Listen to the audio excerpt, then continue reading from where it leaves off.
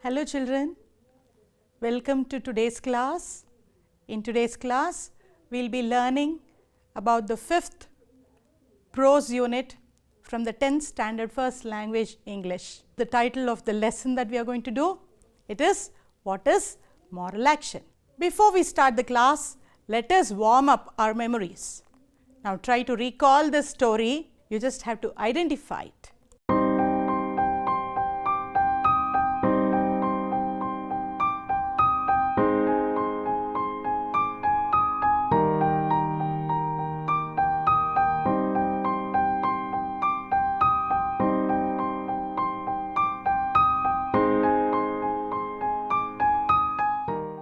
Could you recognize what is the moral of this story?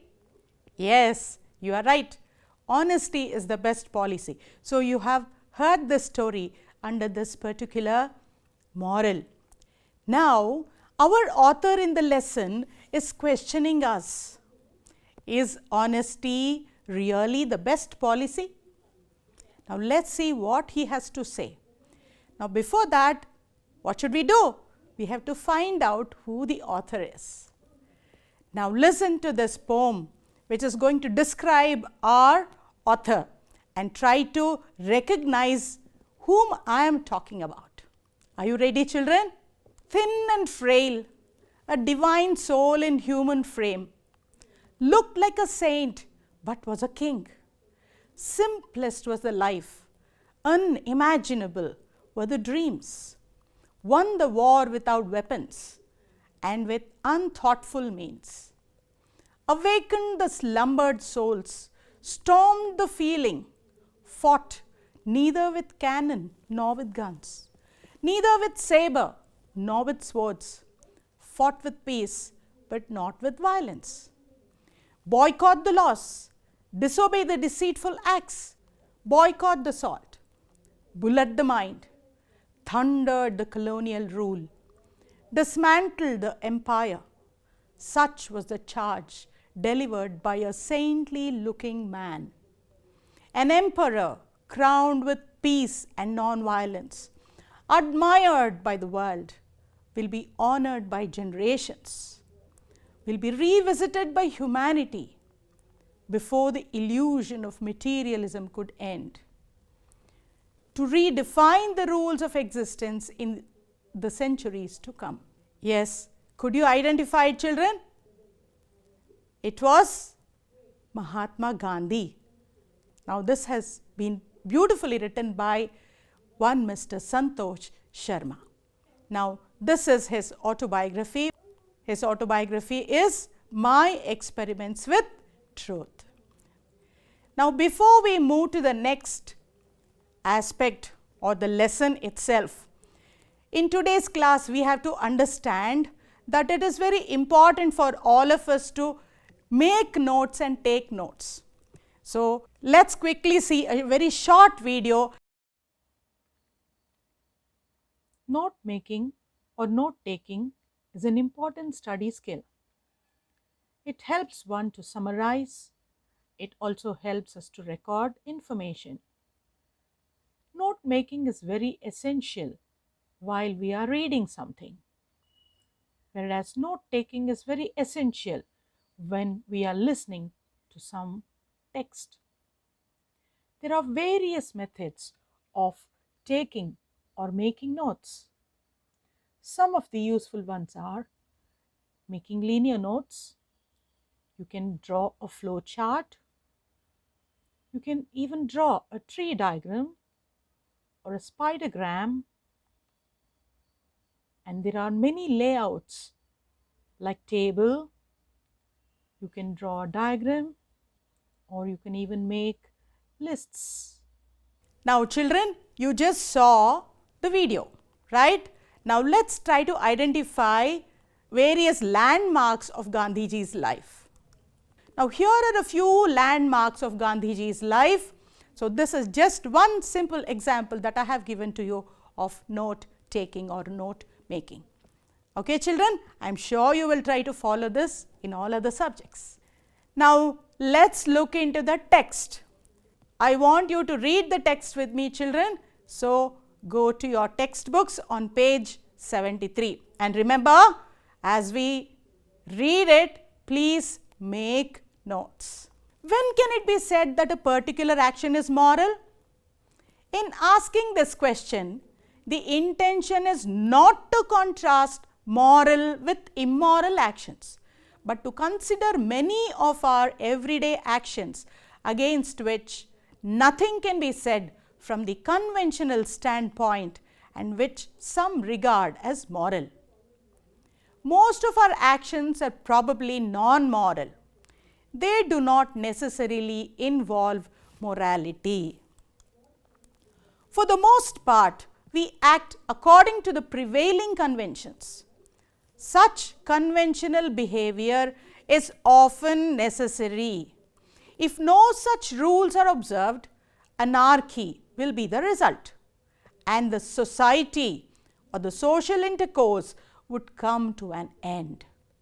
Still, the mere observance of custom and usage cannot properly be called morality. Now, let us try to understand what our author is trying to tell us here.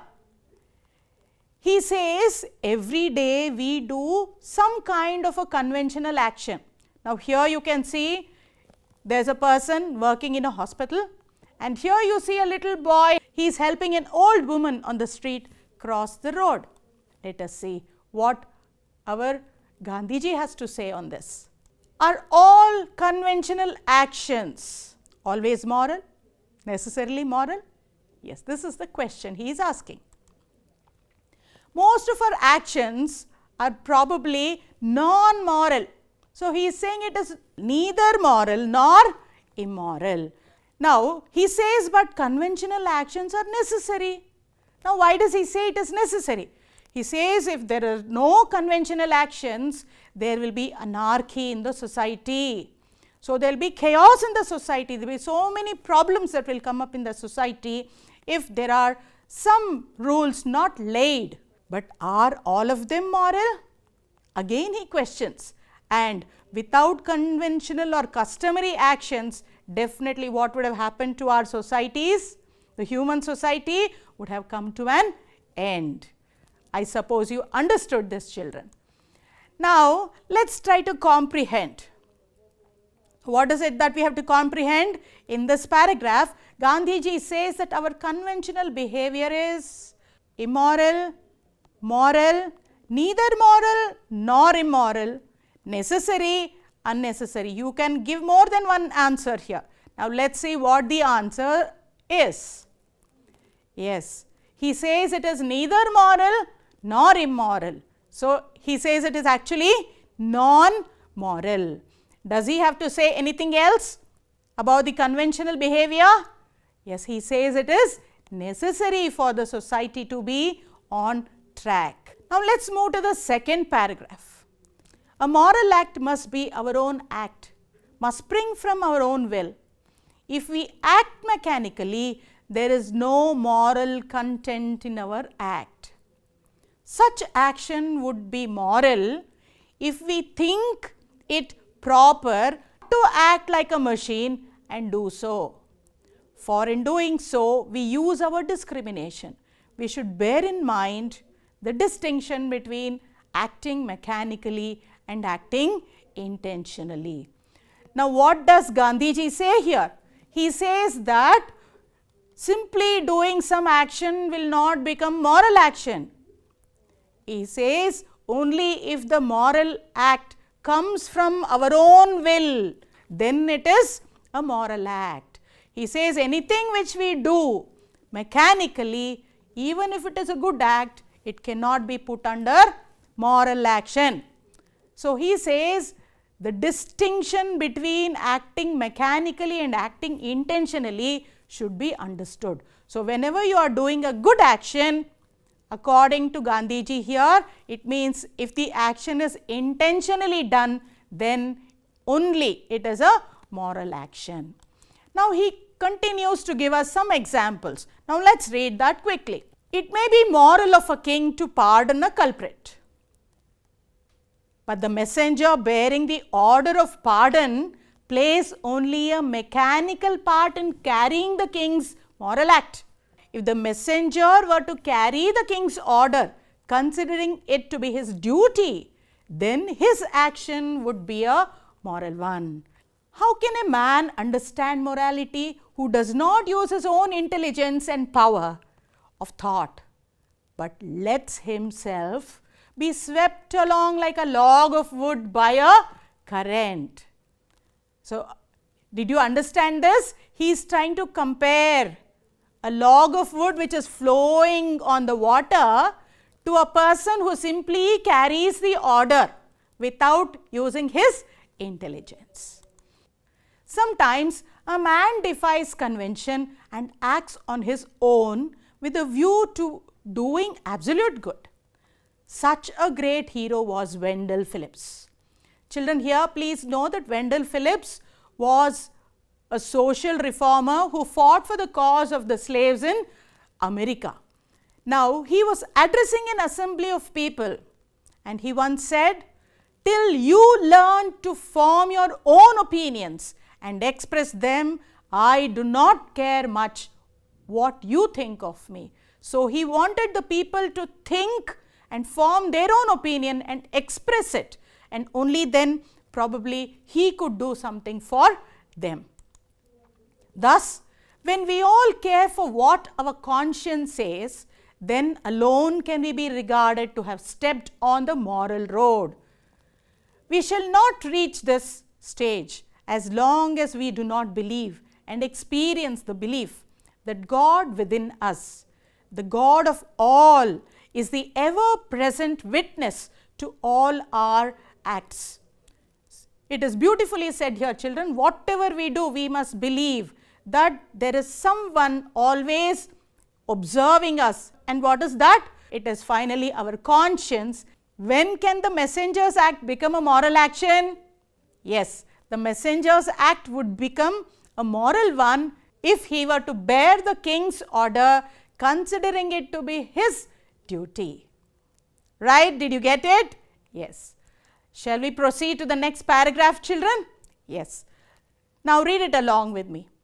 It is not enough that an act done by us is in itself good.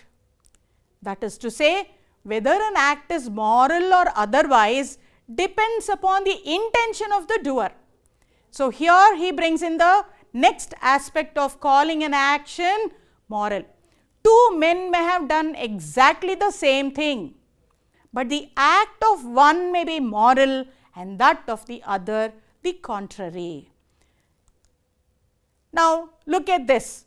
He is trying to give us an example here. He is trying to explain it further. First person who is feeding with pity, you call his action as moral because it is coming from his conscience. Whereas the second person is doing it, but what is his intention? His intention, though he is doing a good job, his intention is slightly selfish. Therefore, his act cannot be called moral. The reader here ought to remember the distinction between the two words non-moral and immoral. It may be that we do not always see good results flowing from a moral act. While thinking of morality, all that we need to see is that the act is good and is done with good intention. Please note this down, children. The act should be good and the intention behind it should also be good. The result of an action is not within our control. God alone is the giver of the fruit. Just like how we have all heard this beautiful line, Karmanyevadhikaraste ma phaleshu kadachana. This was what Lord Krishna told Arjuna in the Bhagavad Gita. Your only duty is to do the action and not to expect any fruit. So, Gandhiji is reciprocating the same idea here. Now, let us continue. Now, here he again explains about the intention. Historians have called Emperor Alexander great.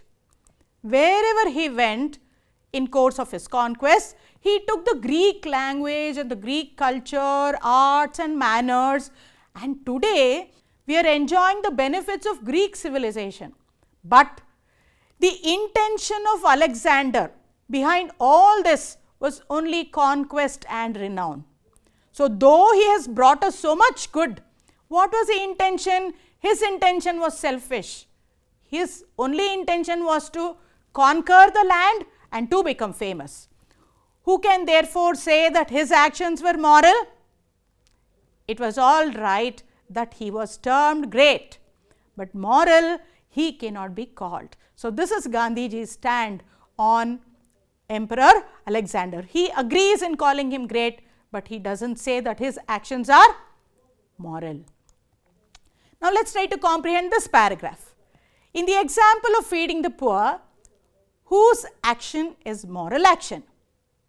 Do you remember? Yes, let us check the answer. The person who feeds the poor out of pity is doing a moral act, unlike the one for whom it is a matter of prestige. Now, let us move to the next paragraph. These reflections prove that it is not enough for a moral act to have been done with a good intention, but it should have been done without compulsion. Now, see, he is bringing in another point here. He is bringing in another point here. There is no morality whatever in my act if I rise early out of the fear that if I am late for my office, I may lose my situation. So, you should not do anything under compulsion. That is what Gandhiji is trying to tell us here. Similarly, there is no morality in my living a simple and unpretentious life if I have not the means to live otherwise. What does it mean here? Suppose I am very poor and I choose to live a simple life, then it does not become a moral act. That is what he says. But plain, simple living would be moral if, though wealthy, I think of all the want and misery in the world about me and feel that I ought to live a plain, simple life and not a life of ease and luxury. So, he means to say that though I am very rich, if I choose to live a simple life, thinking of all the miseries that people are undergoing in the world around me, and then I make a decision to live a simple life, then that kind of a life is actually moral according to Gandhiji. Now, let us move further.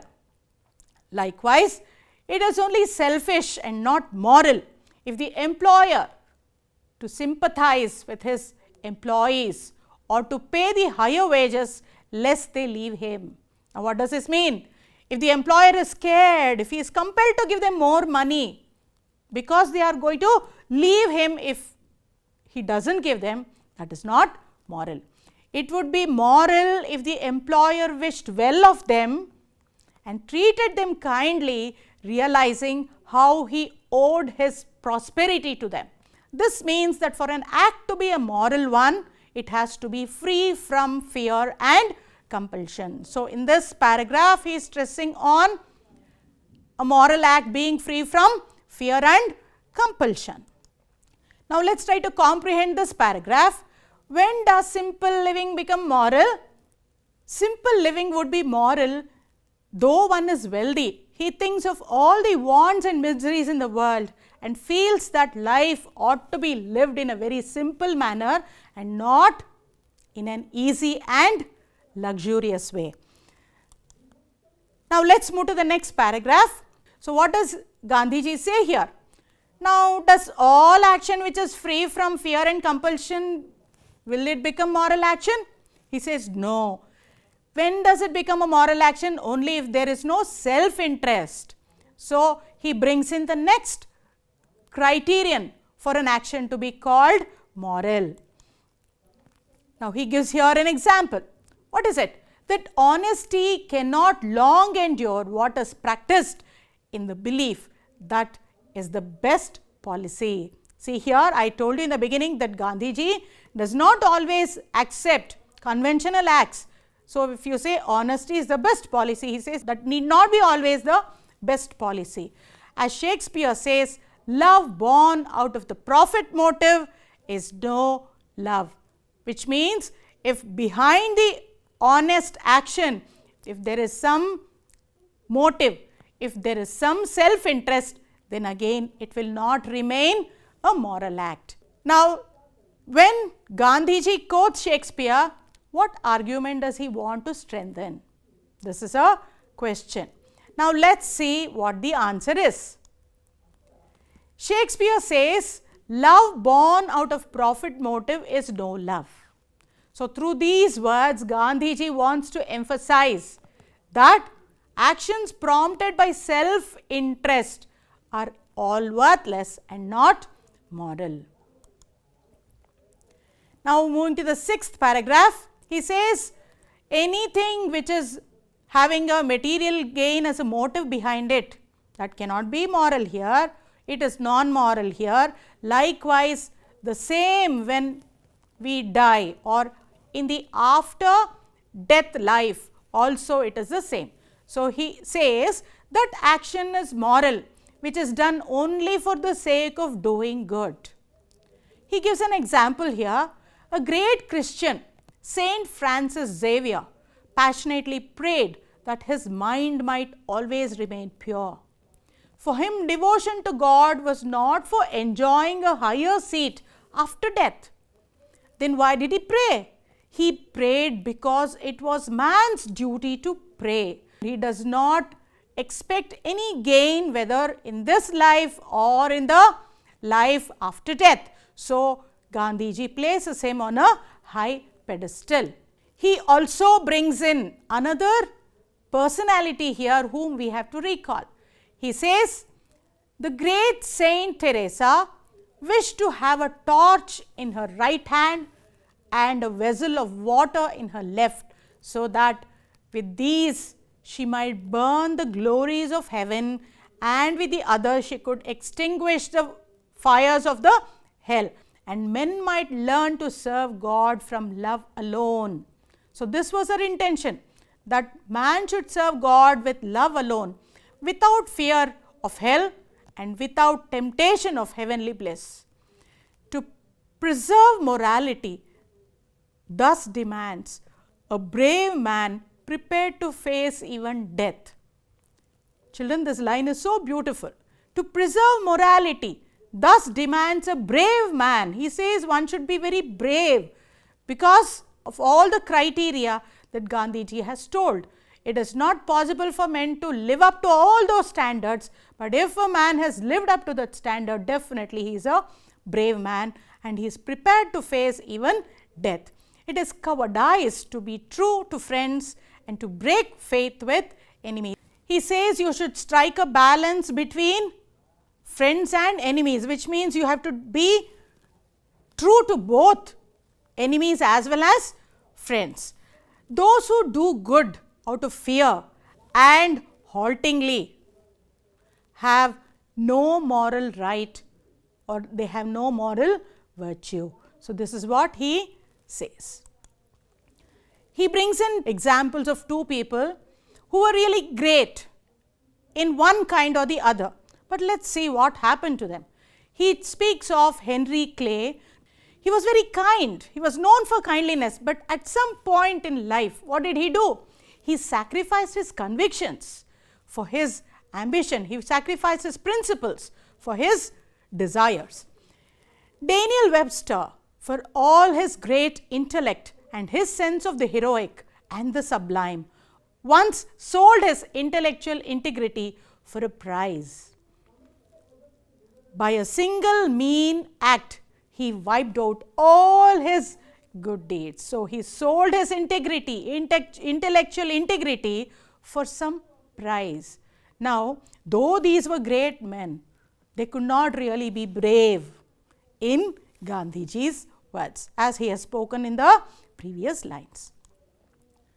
This shows how difficult it is to judge the morality of a man's action, because we cannot penetrate the depths of his mind.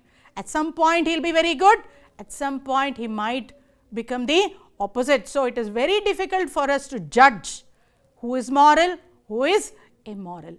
We have also the answer to the questions which Gandhiji raised at the beginning, at the outset of this chapter. What is moral action?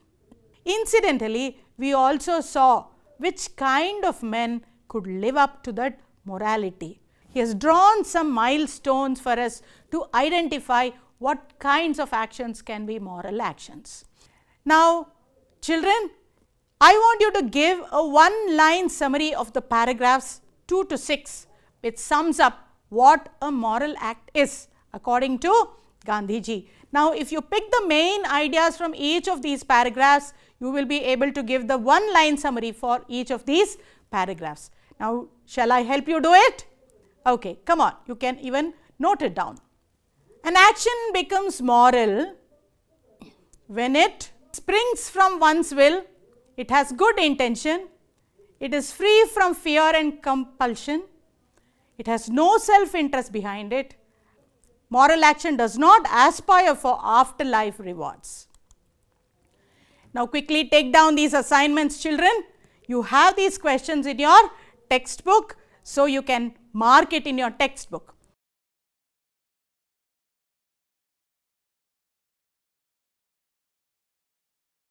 Match the acts with the type of action here. The first one, someone is feeding a street dog with water. The second incident, a policeman is helping the children to cross a road. In the third instance, yes, you can see that someone is being bribed. Now, which of these do you think is a moral action, immoral action and a non-moral action?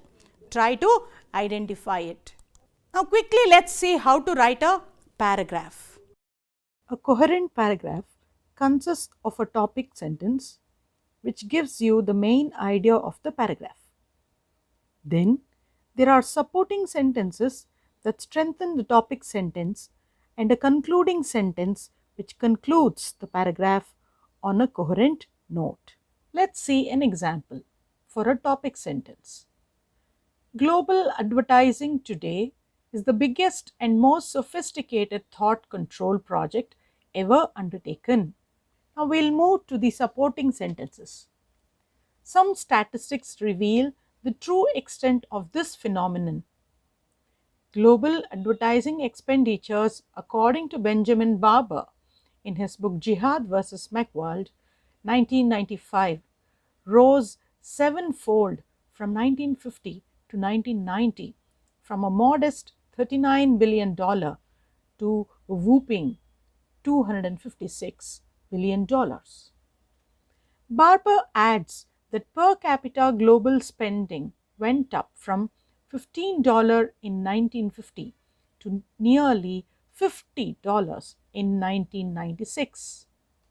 One single company, the hamburger giant McDonald's, spends more than $1.4 billion each year on advertising. Let's now look at the concluding sentence. All these figures are huge indeed and getting bigger all the time.